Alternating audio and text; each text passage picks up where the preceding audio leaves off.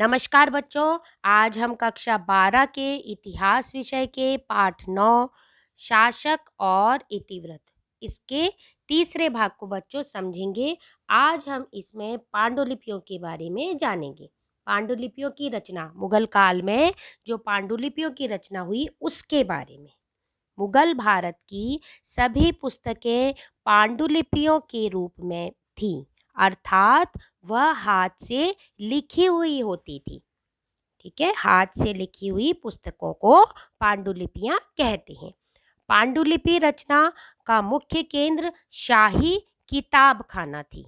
हालांकि किताबखाना शब्द पुस्तकालय के रूप में अनुवादित किया जाता है ना। किताबखाना और पुस्तकालय ऐसा कहते हैं इसको, जो है इसका अनुवाद यदि किताबखाने का अर्थ पूछे तो कहा जाता है पुस्तकालय।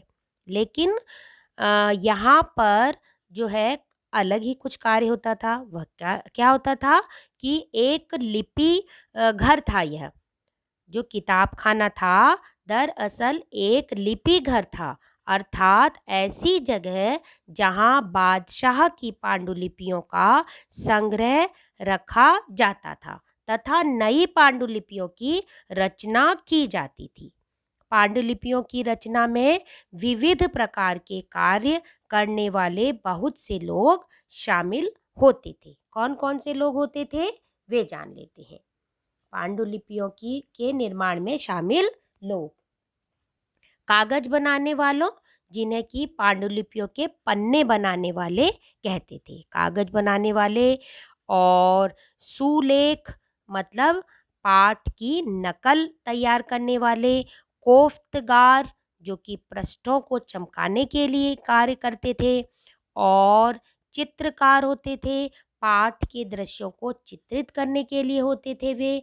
और जिल्दसाज प्रत्येक पन्ने को इकट्ठा कर उसे अलंकृत आवरण में बैठाने के लिए आवश्यकता इनकी होती थी, जिल्दसाजों की, है ना। कवर चढ़ाते थे वे, सारे पन्नों को एक साथ एक सिमिट्री में बैठाकर उसका कवर तैयार करते थे।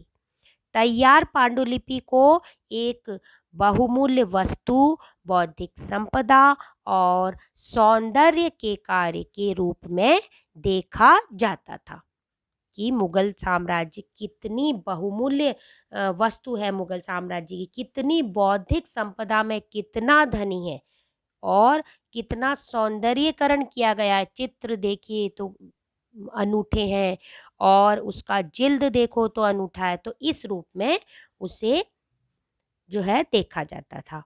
इस तरह के सौंदर्य को अस्तित्व में लाकर इन पांडुलिपियों के संरक्षक मुगल बादशाह अपनी शक्ति को दर्शा रहे थे। तो वे अपनी शक्ति को इस प्रकार दर्शाते थे। इस तरह इन पांडुलिपियों की वास्तविक रचना में शामिल कुछ लोगों को ही जो है पदवियां और पुरस्कार जो है मिले हुए थे, और उनको पदवियों के रूप में उन्हें पहचान मिली थी समाज में। मुगल साम्राज्य में आज भी उन्हें जाना जाता है कि इन्होंने यह पुस्तक लिखी थी, और जो है इनको यह पुरस्कार इस पुस्तक के कारण दिया गया था। पुरस्कार स्वरूप उन्हें कोई विशेष पद भी दिया जाता था, है ना।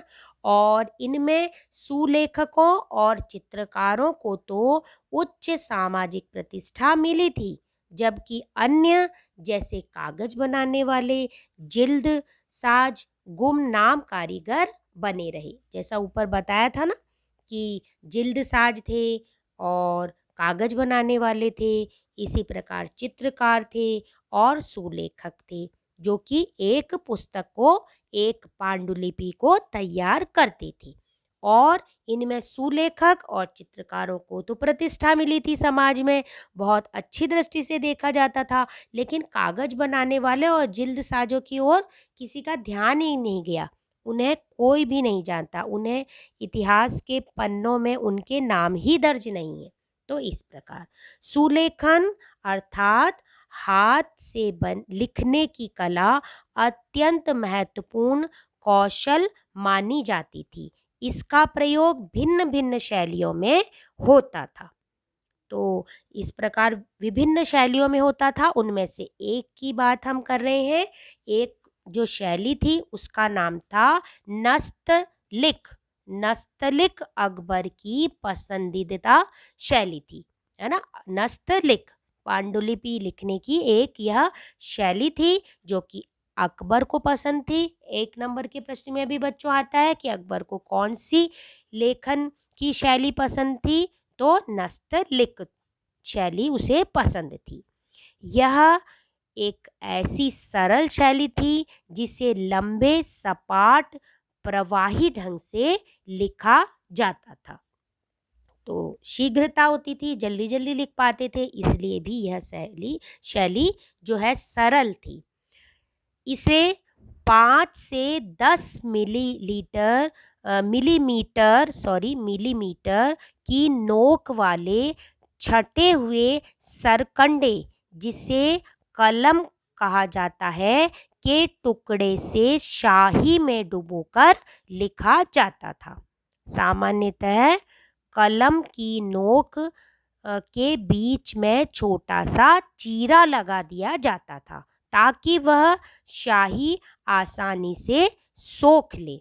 तो आपको पता होगा, आपने जो पेन देखा होगा जो कि इंक वाला पेन होता है, उसमें जो निब आपने देखी होगी, उसी प्रकार जो निब होती है ना, उसको बीच में से उसमें एक चीरा सा, एक हाफ छोटा सा कटा हुआ होता है। और आज के समय में क्या होता है, वो पीछे से इंक आती है ना। आविष्कार हो गया है, क्योंकि उस समय तो आविष्कार नहीं हुआ था। तो उस समय क्या होता था कि वो जो सरकंडे की कलम बिल्कुल पेन का जो निब होता है ना, वैसे ही।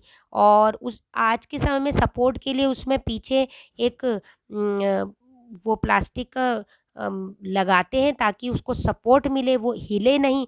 और इस प्रकार जो है सरकंडे की कलम होती थी, उसमें बिल्कुल वैसा ही होता था, बस वो एक ही सरकंडे की कलम बनाई जाती थी और उसे जो है बीच में से फिर चीर दिया जाता था और फिर उसको बार बार फिर इंक में डुबा के लिखा जाता था। एक बार डुबाते थे इंक में और फिर उससे क्या होता था, वो इंक उसको सोख लेती थी और फिर थोड़ा लिखते थे, फिर वापस से डुबाते थे, फिर लिखते थे, फिर वापस से डुबाते थे, इस प्रकार जो है लिखते थे। तो इस प्रकार क्या होता था, यह जो है नस्तलिक जो थी शैली, उसमें लिखा जाता था। और अन्य शैलियों में भी यह इसी प्रकार की कलम का प्रयोग होता था और नस्तलिक शैली में भी इसका प्रयोग होता था। तो बच्चों, आगे हम गृह कार्य देख लेते हैं। मुगल कालीन पांडुलिपियों की रचना के बारे में विस्तार से लिखिए। यह विस्तृत प्रश्न आता है तो यह लिखेंगे और एक्स्ट्रा क्वेश्चन भी आप देखेंगे इसमें, है ना। कुछ हैं वह भी आप देख लेंगे, जितने आपसे मिले 2, 3, 4। और जो है यह विस्तृत प्रश्न इम्पॉर्टेंट है बच्चों, आता है तो आप ध्यान से पहले समझेंगे और उसके बाद इसका उत्तर बच्चों लिखेंगे। धन्यवाद बच्चों, अगले भाग में फिर मिलेंगे।